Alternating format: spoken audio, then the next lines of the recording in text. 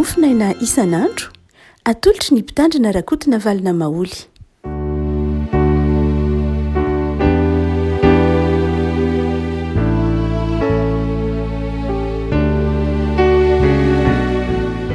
Ampifaliana riavana no iarabanantsika hatratra ity alakamisy fa 20 ny volana Jolay ity. Ny mofinaina voalahatra ao antsika anio dia ny bokin'ny asan'ny apôstôly toko 7, asan'ny apôstôly toko 7 ny andininy 7 ka hatramin'ny andininy 9 amin'ny anaran'i Jesosy.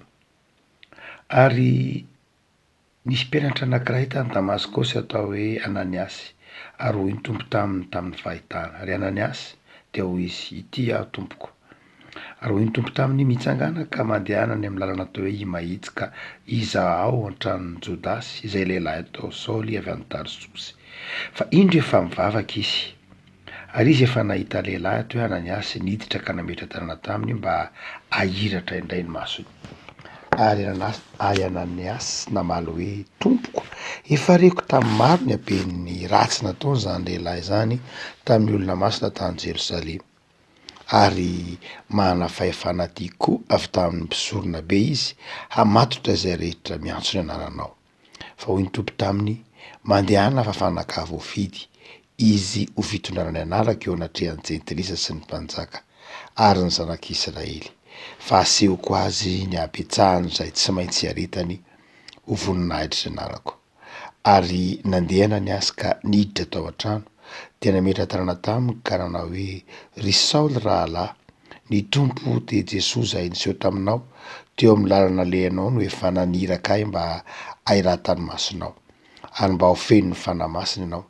Ary niaraka tamin'izay dia nisy zavatra toy ny kiran'ny hazan-drano niala avy tamin'ny masony, dia nahiratra izy ka nitsangana, dia natao batisa, ary nihinan-kanina izy ka dia natanjaka. Ray masino, manomasinana ny fahamarinana ny teninao ny fahamarinana. Amen. Ity andin-tsotra masina ity rehefa koa milala zay asan'ny apôstôly toko 7 dia miverina intelo ny fitantarana azy misotra masina. Amin'ny asan'ny apôstôly toko 7 moa zany mivivam-pon'i Paoly na i Saoly lasa Paoly, fa amin'ny epistily nosoratan'i Paoly koa dia naveriny indroa ity tantara ity. Koa izay entina mampahery anao dia ny 15, fa hoy ny tompo taminy, mandehana fa fanaka voafidy izy. Mandehana fa fanaka voafidy izy. Teny fanalahidy eo amin'ny soatra masina ilay teny hoe voafidy. Eto dia ekloges nampiasain'ny Paoly na nampiasain'ny Lioka moa maromarina kokoa zany hoe nofidinina na nofantenana nivoaka na niala tamin'ny toerana anankiray, zany hoe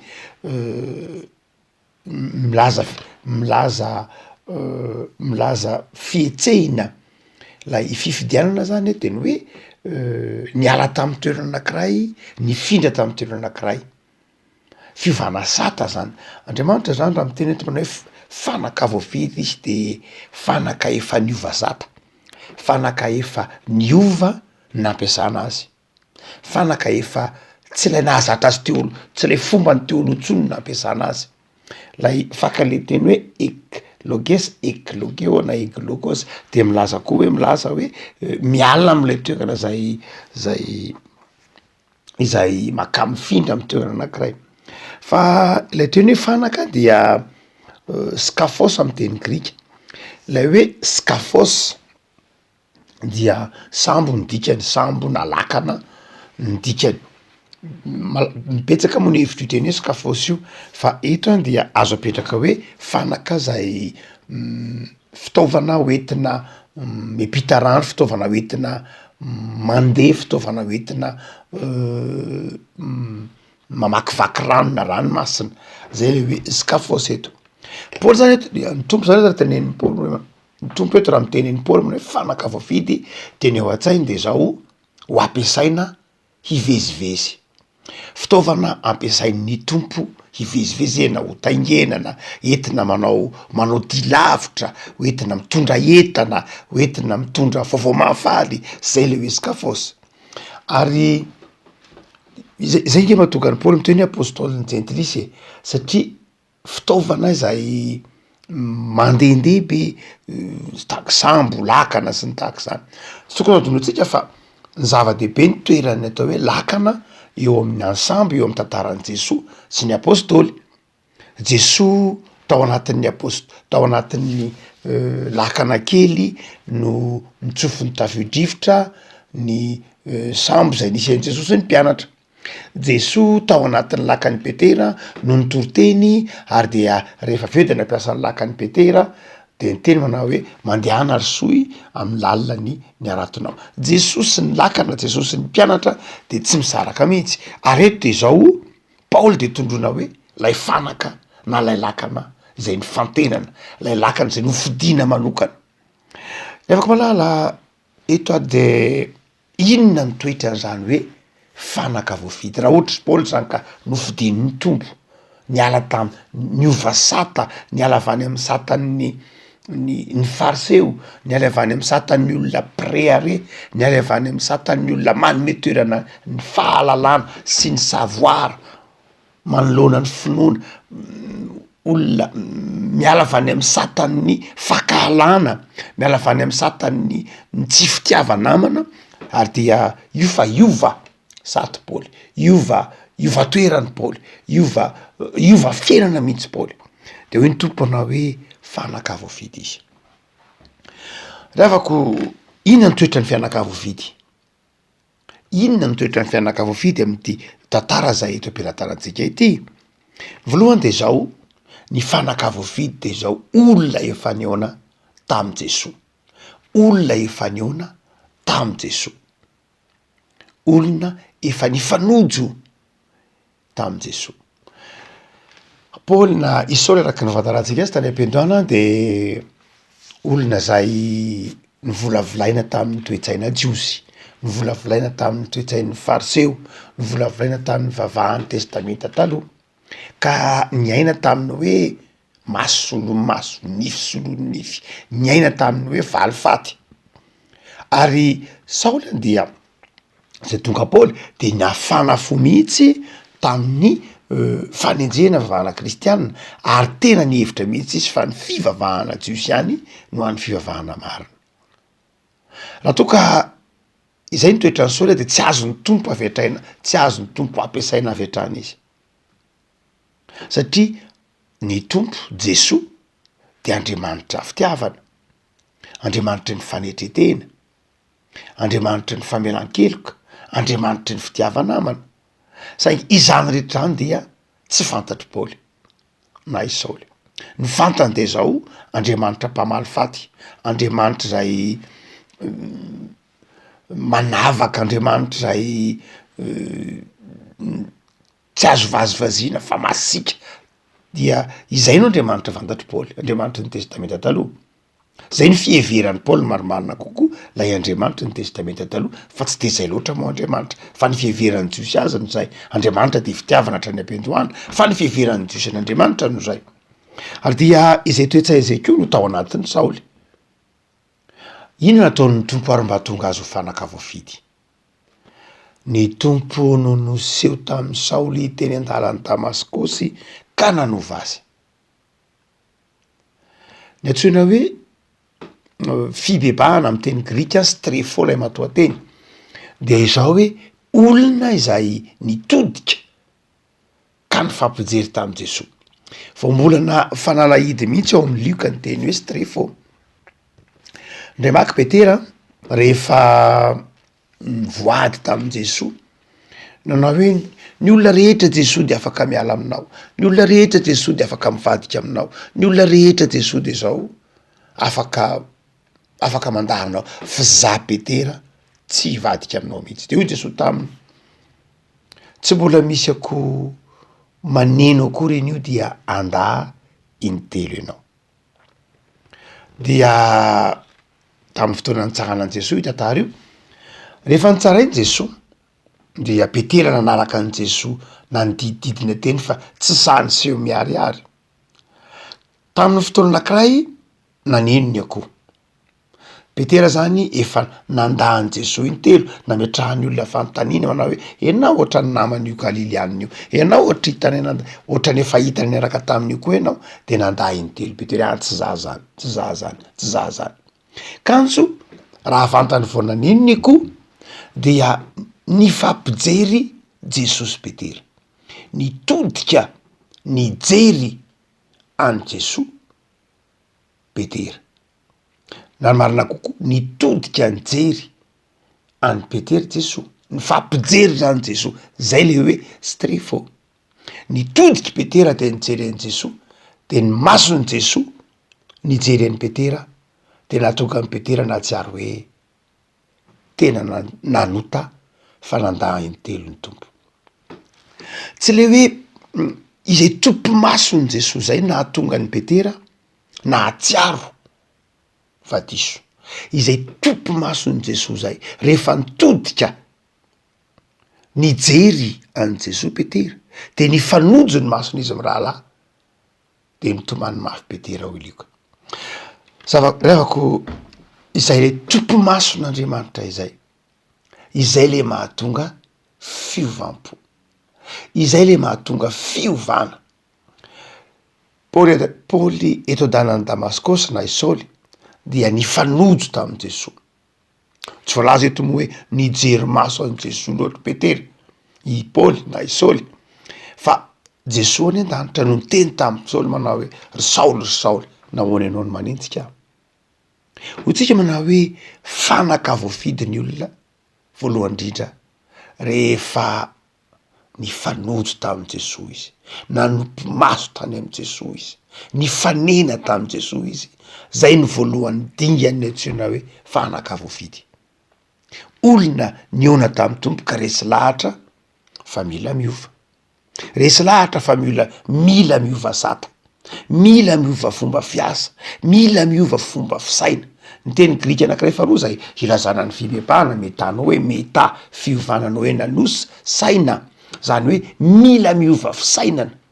Ny olona ny fanena tamin'ny tompo de zao tsy maintsy miova fisainana izy, miala amin'ny fisainany zao tontolo zao, miala amin'ny fisainany fahakalana, miala amin'ny fisainany fiebebona sy ny firehareana sy ny fiheveran-teny ho zavatra manoloana ny hafa na manoloana an'Andriamanitra. Fanaka voafidy ny olona anankiray rehefa nifanojo tamin'ny tompo izy ka manaiky iova. Fa ny faharoa de zao, fanaka voafidy koa izy raha vako malala rehefa manaiky ho ampiasain'ny tompo, tsy hoe manaiky iova fotsiny. Misy miova nge fa tsy manaiky ampiasain'Andriamanitra, fa miova fa manaiky ho ampiasain'Andriamanitra ary ampiasaina ny sitrapon'Andriamanitra. Ny tompo miteny aminy manao hoe ho voafidiko izy ho fitondrany anarako eo anatrehan'ny jentilisa sy ny mpanjaka ny zanak'Israely. Mazava ny mission amin'ny Paoly. Fanaka voafidy ny olona rehefa manaiky ho ampiasain'Andriamanitra, rehefa manaiky hampanaovin'Andriamanitra zavatra, rehefa manaiky ka ny tompo no amolavola sy amboatra azy. Ravako malala tena zava-dehibe mihitsy ary ity tantara ity ho an'ny fiainan'ny fiangonana, ho an'ny fiainan'ny kristianina tsirairay. Ny tompo no miteny aminao manao hoe fanaka voafidy ange ianao hoe fanaka voafidy ange isika, lakana vaovao zay any izy alazana azy, fitaovana vaovao izay niala avy any amin'ny fampiasan'ny zao tontolo zao, no andevoziny zao tontolo zao mihitsy ary, de indro fa ampiasain'ny tompo amina fomba vaovao, amina fomba fiainana vaovao, fijery vaovao. Tombony atsika rehafako malala niaonantsika tamin'Andriamanitra tamin'ny alalan'ny batisa, tamin'ny alalan'ny fanasan'ny tompo, tamin'ny alalan'ny ndraikitra maro samihafa teo anivon'ny tekona sy ny sehatra maro samihafa. Fanaka voafidy zay manaiky ho ampiasain'Andriamanitra. Fa ny fahatelo raha mijery ny toy ny tantara isika dia inona koa ny mahafanaka voafidy, tsy hoe manaiky ampiasaina ihany, tsy hoe efa niona tamin'ny tompo ihany ka niova ny fomba fisainana de makatosy manaiky ho ampiasain'Andriamanitra. Fa ny fanaka voafidy de zao olon'ny fanetretena. Tsy niteny tsony Paoly na tsy naharenesana na inona intsony i Paoly Saoly nandritra ny zavatra rehetra tantaraina manomboka amin'ny diny 10 ny antenen'ny Paoly teny hoe Saoly teny hoe raha nyteneny izy manao hoe nahoana ianao no manentsika aho hoy Jesoa de namaly izy manao hoe fa iza moa ianao tompoko dia nangina i Saoly milaza fankatoavana milaza fanetretena milaza fahavononana rehefa avy miona amin'ny tompo ianao ka fanaka voafidy no tefen'ny tompo de izao no tantanin'ny tompo no men'ny tompo olona miara-miasa aminao de eto moa zany de Jodasy Ananiasy sy ny sisa rehetra de izao lasa manana toetra vonona hanompo manana toetra feno fanetretena eo anatrehan'Andriamanitra ny olona préarery avako malala tsy azon'Andriamanitra ampiasaina ny olona préare tsy azon'Andriamanitra ampiasaina ny olona mpizahozaho tsy azon'Andriamanitra ampiasaina fa ny olona ny fanetretena ihany no azon'Andriamanitra ampiasaina